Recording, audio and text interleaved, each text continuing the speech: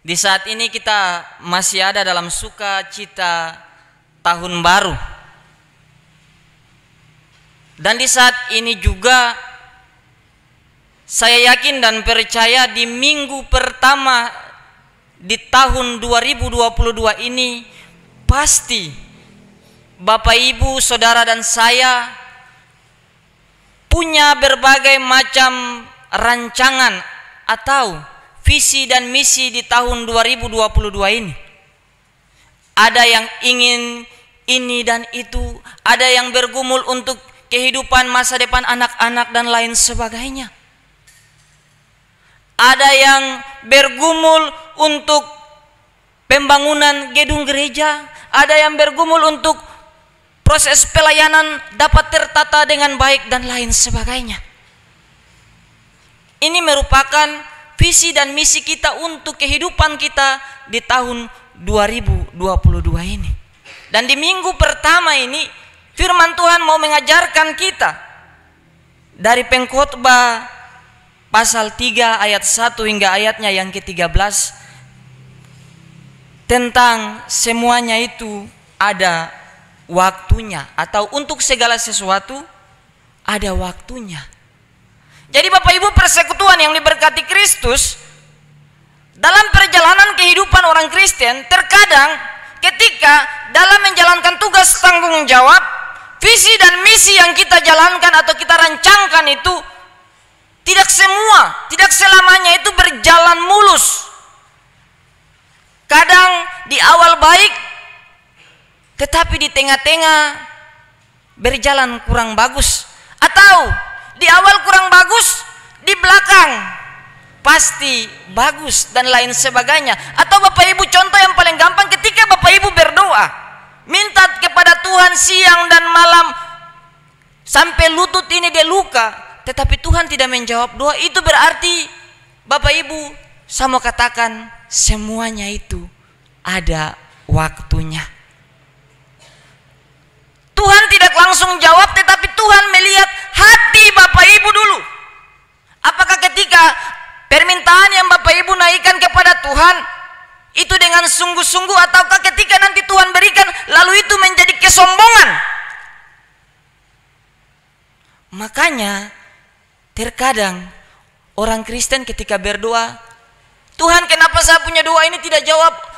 Saudara saya di sana dia punya doa terjawab. Apakah Tuhan ini tidak adil dan lain sebagainya? Ini yang harus kita renungkan. Makanya ketika kita baca ayat 1 sampai dengan ayat yang ke-8 bacaan kita Bapak Ibu, kurang lebih ada 10 yang dikatakan bahwa ada waktunya dan lain seterusnya, terus dikatakan semuanya itu ada waktunya. Ini yang menjadi dasar kita dulu. Kalau kita menelusuri kitab Pengkhotbah dari ayat 1 sampai pada ayatnya yang ke-13, disitulah perjalanan kehidupan manusia ada di situ. Ada waktu untuk lahir, waktu untuk meninggal, waktu menanam, waktu untuk mencabut dan lain sebagainya. Persekutuan yang diberkati Kristus, saya mau kasih ingat buat kita sebagai bahan perenungan dan juga mendasari perjalanan kehidupan kita. Ketika kita mengambil sebuah komitmen, ketika kita membuat sebuah komitmen dengan Tuhan maupun dalam keluarga pribadi kita, ingat sebuah keputusan yang kita ambil dalam hidup kita, pasti kita akan menemukan 1001 masalah.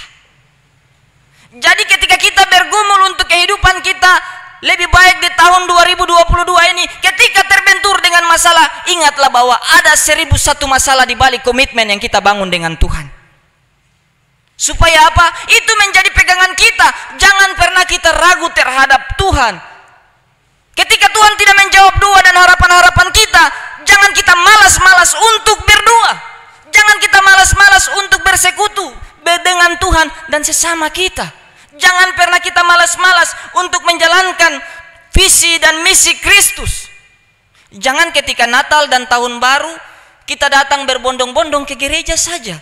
Tetapi ketika Tuhan tidak mau jawab kita punya doa, lalu sudah kita putus asa. Kita lari dari Tuhan. Kita tidak mau menjalankan tugas tanggung jawab kita dengan baik. Untuk itu GPI Papua memberikan tema kepada kita. Berjalan bersama Kristus, gereja menjadi saksi bagi dunia.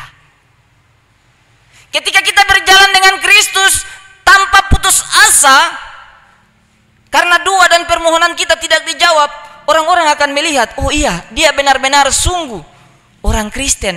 Tuhan juga akan melihat, oh iya, walaupun saya belum menjawab dia punya doa, tetap dia setia. Bapak Ibu persekutuan yang diberkati Kristus, ayat 9 dan 10 menjelaskan bahwa setiap peristiwa, setiap pergumulan, setiap persoalan hidup berlangsung di dalam skema Allah. Semua itu Allah sudah rencanakan dalam hidup kita. Tadi saya sudah katakan, ketika kita punya doa belum dijawab, ketika apa yang kita harapkan itu tidak sesuai, percaya bahwa itu adalah bagian dari skema Allah. Allah sudah merancangkan semua itu bagi kita. Jadi jangan pernah kita takut, jangan pernah kita ragu,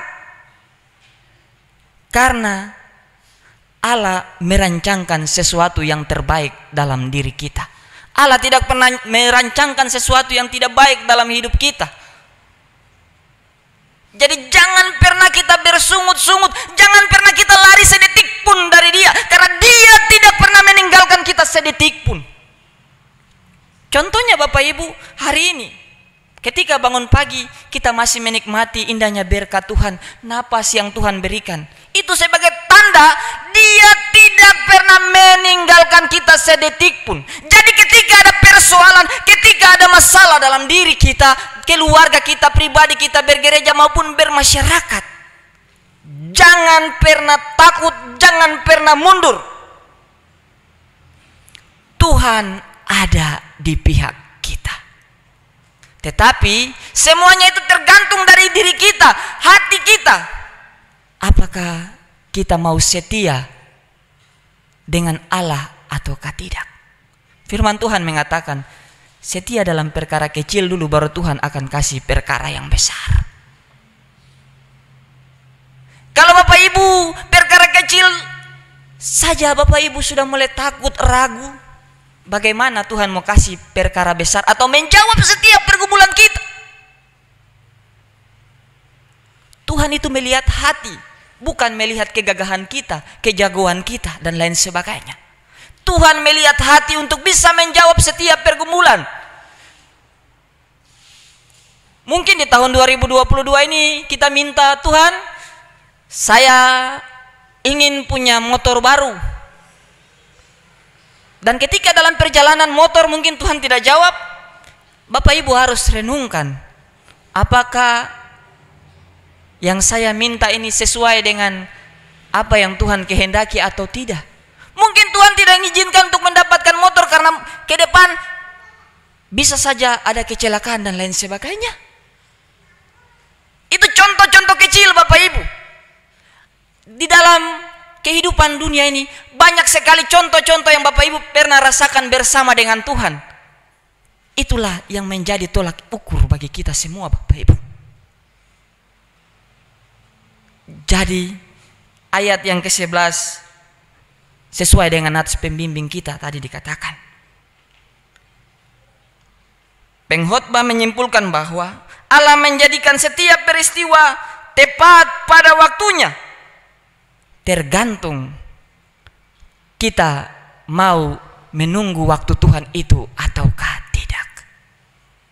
Kalau belum bisa menunggu waktu Tuhan itu, pasti kita akan jauh dari Dia. Pasti kita akan bersungut-sungut dari Dia.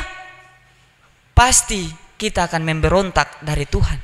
Tetapi kalau kita senantiasa setia menanti Waktu Tuhan itu pasti kita kalau minta motor mungkin Tuhan berikan mobil dan lain sebagainya. Untuk itu Bapak Ibu, ketika dalam menjalankan tugas tanggung jawab meminta kepada Tuhan, mintalah dengan hati. Karena apa yang dilakukan dengan hati akan sampai juga kepada hati. Ketika kita menyenangkan hati Tuhan lewat tindakan perbuatan kita,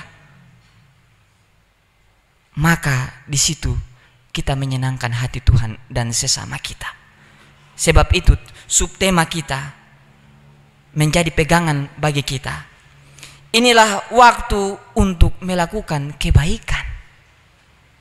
Di mana Bapak Ibu dituntut ketika membuat dasar bersama dengan Tuhan, lakukanlah kebaikan dulu.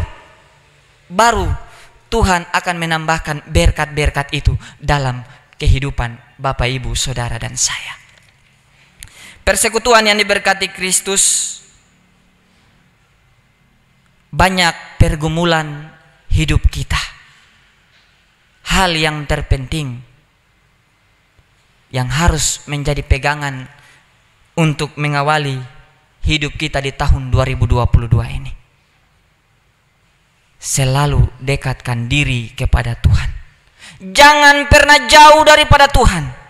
Di situ Tuhan akan memberikan tanda heran satu ke tanda heran yang lain. Karena semuanya itu ada waktunya. Amin.